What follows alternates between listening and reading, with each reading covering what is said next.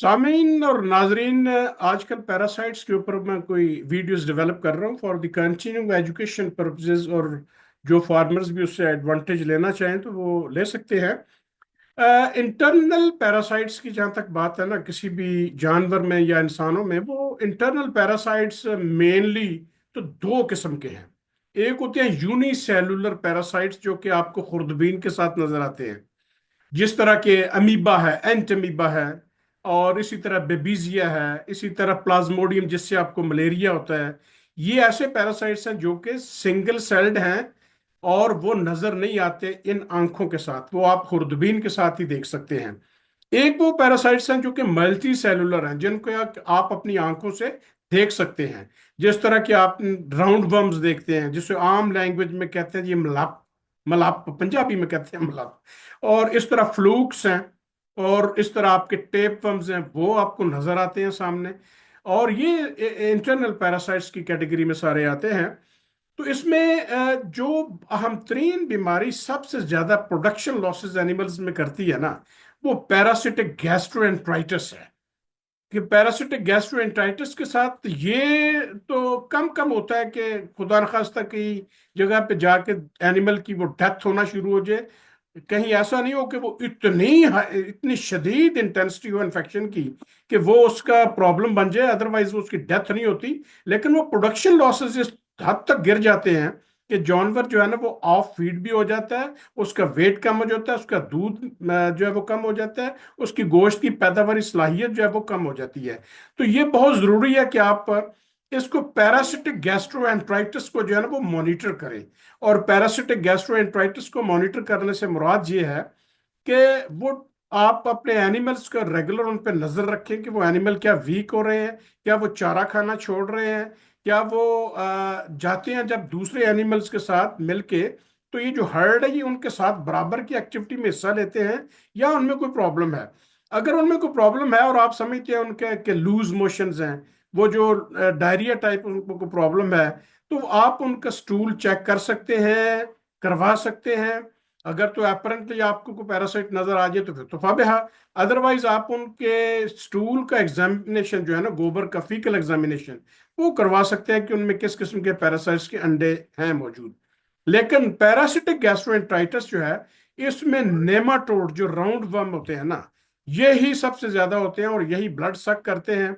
ये एबोमेजम में यानी मैदे में हो सकते हैं, इंटेस्टाइन में भी हो सकते हैं, आपके पूरी जो डाइजेस्टिव ट्रैक्ट है, ये कहीं भी नेमाटोड्स हो सकते हैं। और इनकी ग्रिप इतनी ज्यादा होती है एबोमेजम में उनकी मैदे की दीवारों के साथ या इंटेस्टाइन की दीवारों के साथ, कि ये रेगुलर ब्लड वहां से सक करते रहते हैं।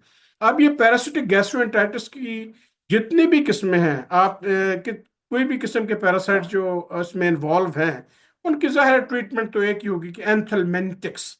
एंथलमेंटिक्स जो कि केमिकल्स हैं ना, वो आप यूज करेंगे। डी वर्मर जिसको कहते हैं, डी वर्मर की बहुत सी क्लासेस हैं जो कि अवेलेबल हैं। और आप वो डी वर्मर्स में से कोई भी आप अपने वेटनेरियन की रिकमेंडेशन के ऊपर आप उसको यूज कर सकते हैं। उनमें मुख्तलिफ कंपाउंड्स होते हैं और उनको यूज करने के मुख्तलिफ तरीके हैं। आम तौर पर जो है ना, इसमें ड्रेंचिंग की जाती है कि जो भी आपको एंथलमेंटिक मेडिसिन रिकमेंड की जाए, आप वो एंथलमेंटिक जो है ना, वो जानवर को ड्रेंचिंग गन के साथ देना शुरू कर दें। या अगर ड्रेंचिंग गन नहीं है तो आप पुराने जमाने में वो होते थे, बैम्बूज होते थे, नाले होते, लेकिन वो एक्सपीरियंस बंदा कोई हो तो वही दे सकता है। ये आमतौर पर जो है ना, जो जिसका एक्सपीरियंस नहीं हो, तो वो मुहतात रहना चाहिए। कहीं वो जानवर को एंथलमेंटिक देने की बजाय, उसके मैदे में भेजने की बजाय, वो अगर उसको उसके लंग्स में चला गया तो वो उसमें जो ड्रेंचिंग नमूनिया हो सकता है, तो मजीद उसमें कॉम्प्लिकेशंस हो सकती हैं। एक तो ये तरीका है। दूसरा जनरल मैनेजमेंट क्या है। जनरल मैनेजमेंट डिपेंड करता है कि आप अगर उनको पास्चर्स पे लेके जाते हैं चराने के लिए, तो वहां यही तरीका होता है कि जानवर जब गोबर करता है ना, तो गोबर के साथ तो पैरासाइट्स जो है वो उसके अंडे या उनके सेगमेंट्स जो हैं एडल्ट्स के, वो नीचे गिरते हैं। और वो जो गोबर का वो जो डंग होता है, वो जो केक पड़ा होता है ना, उसी के अंदर वो ग्रो करते हैं मुख्तलिफ अपना टेम्परेचर मुनासिब देख के। उसमें लार्वी वन निकलता है, वो फ्री लिविंग है, वो उसमें रहेगा। उसके बाद larvae two three, larvae third stage जो है, बेलमूम लार्वल थर्ड स्टेज जो है, ये इन्फेक्टिव लार्वी होती है।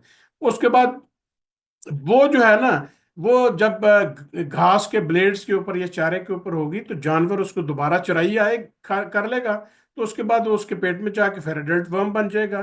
تو یہ لائف سائیکل اس کا اس طرح چلتا رہتا ہے ان پیراسائٹس کا، نیماٹوڈز کا۔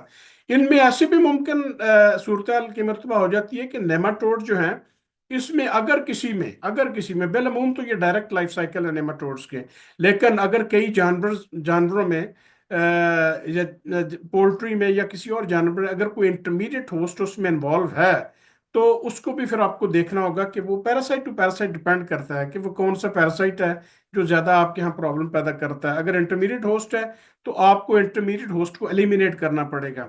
اور اگر آپ صرف پیراسٹک گیسٹرونٹرائٹس کی بات کرتے ہیں تو اس کے لیے اینتھلمنٹک کا ہی بہترین کنٹرول ہے، لیکن پاسچر روٹیشن یہ بڑا ضروری ہے۔ اور دوسری ایک اور بہت عام چیز ہے کہ جو پہلی مرتبہ لیمز، آپ کے شیپ کا ہرڈ یا گوٹس کا ہرڈ جو وہ جاتا ہے نا، وہ اس کو سب سے زیادہ ڈیمیج وہ کرتے ہیں، اور جب دوسری مرتبہ وہ جاتا ہے تو ریلیٹیولی اس میں امیونٹی مزاحمت ڈیولپ ہو چکی ہوتی ہے قدرتی طور پر، تو وہ اتنا نقصان بعد میں نہیں کرتا ہے۔ لیکن پہلی مرتبہ جب آپ کسی بھی ہرڈ کو لے کے جائیں، لیمبس کو لے کے جائیں اپنی پاسچرز کے اوپر، چراگاہ کے اوپر، تو وہاں دھیان رکھیں کہ وہ فوری طور پر ذہنی طور پر تیار رہیں کہ یہ چراگاہ سے ہو کے آ رہے ہیں، اور پہلی یا دوسری مرتبہ ان کا ایکسپوئر ہو رہا ہے، تو آپ ریڈی رہیں کہ اگر کوئی ان میں پرابلم ہو تو ان کو فوری طور پر اینتھلمنٹک دیں اور اپنے ویٹنیرین سے اپنا رابطہ مضبوط رکھیں۔ بہت شکریہ، السلام علیکم ورحمۃ اللہ وبرکاتہ۔